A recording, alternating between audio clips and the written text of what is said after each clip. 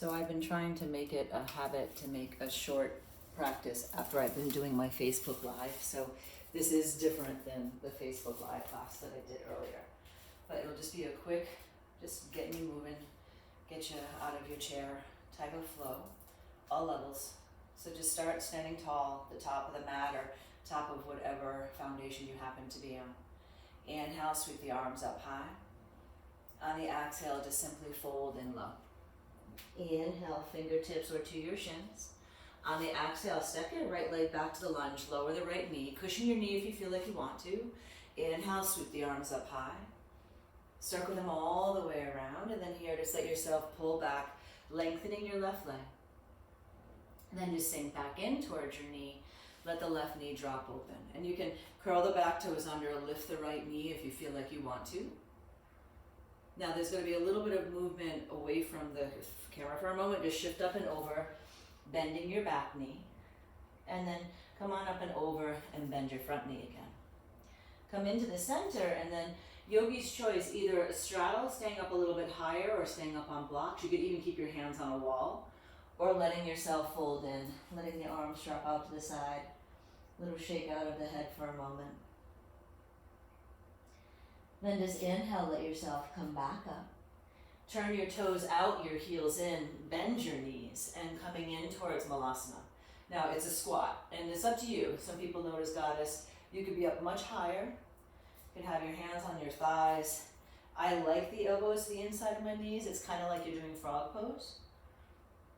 And then from there, just let your hands come on down. Kick your heels out. Take a forward fold. Take an inhale with a halfway lift. Look over your left shoulder. Turn to face towards the front of the mat. Now step your right foot up, probably a lot. And then if you have a block available, you can always use blocks to give yourself some space. But you're just folding over your right hamstring. Excuse me, it's your left hamstring, I apologize. So now here, it's really my right leg. Now we're gonna add in a bit of a twist. Now we haven't done a really long practice, so you may not want a super deep twist. You could just simply bring your hand to low back and try to roll the left side of your chest towards the side a bit. If you do feel comfortable with opening it up bigger, go right ahead. Then here, simply exhale, let the left hand come on down. Take a bit of a bend in the left leg, step the right leg forward, take your feet on the wider side, and then sinking into Malasana, the squat again here. You could have your hips up higher, more even with your knees if that felt better on the joints. You can sink in low, you could even sit on a block. Then here, just let your hands come on down, lift the hips, forward fold, and you give a little draw, chin to chest, shake out the head.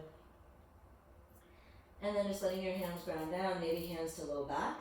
Come all the way up to stand, sweep the arms up to the sky.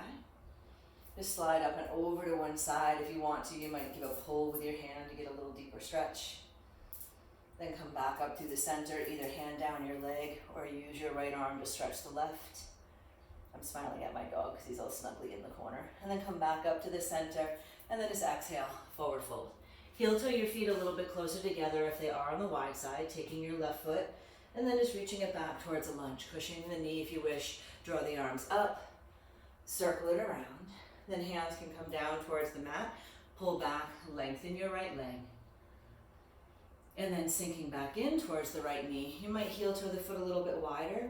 Use your left hand to give it a press. If you want to curl the back toes under, lifting the left knee up off the ground. And then we're just gonna have a moment where you're facing away from me, letting yourself just turn, shift up and over, bend the left knee, and then bend the right knee. And then come back into the center and just take a moment in a wide straddle. Now this time, maybe walk your arms forward and let your head drop down between your arms. So it's kind of like you're doing a wide down dog. And then you choose, you can stay still or keep your left hand in front of you. Reach your right hand towards your left foot. And then come back to the center, right hand stays in front. And then just twist towards the left. And then come back into the center. Let your hands walk up underneath you, turn your toes out, your heels in. One more time, coming into that Malasana shape.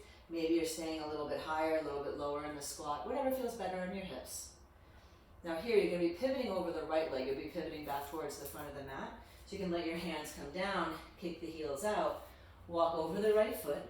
Here's a good place to shorten your stance a bit and just fold in. And you might be up higher on blocks. You might let yourself bring your hands even up to your waist if that's a better choice. Just taking a moment to sink in over that right hamstring. Now your call, you can stay up nice and tall, or here's where you might add the twist. You can keep the left hand down. It might be simply right hand to your low back or towards your waist, or maybe you're rolling the chest open a little bit deeper. Give it another breath. Then just let your chest roll back down, soften the right knee a bit, step the left leg forward, and then coming back in towards Malasana, coming back in towards a squat. Now this time we're going to come down to a seat. So you can drop your bottom down, let yourself bring your hands down to the mat, let your legs come out long in front of you. And then just coming into Dandasana, which this is a pose. It doesn't look like it's anything complicated, but it can be a lot of work. So I'm going to suggest either flexing or pointing your feet, but make your legs really strong. Then try to sit up really tall. If you can do it without your hands, bring your arms up. You can even turn the hands out and just try to sit really, really, really tall. It takes quite a bit of work to stay here. And this might help you when you're working on your computer later. And then just exhale, let the arms come on down, bend the knees in. Coming into Navasana, just getting a quick little wake up for your belly. And then you're just going to slowly start to ease your way down towards your back. Hug your knees in towards your chest. Just let your arms come out to the side, let your legs twist one direction, doesn't really matter which way first. Come on up through the center, and then just let them come on up and over to the opposite side. And then come back into the center, let your feet come together, let your knees drop open wide. Take one hand to your belly, one hand to your heart. It's usually right hand belly, left hand heart, but whatever you're comfortable with. And then just take a moment to get grounded. Couple of breaths. And then if you have the time and you can stay, let yourself stay a bit longer. Or you can use your hands to guide your knees to the side. You might just pause in the fetal position for a moment. And then eventually ground down, letting yourself rise up.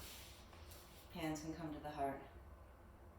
And then here, just a quick little practice just to maybe get yourself out of your head for a moment. Thank you. Namaste.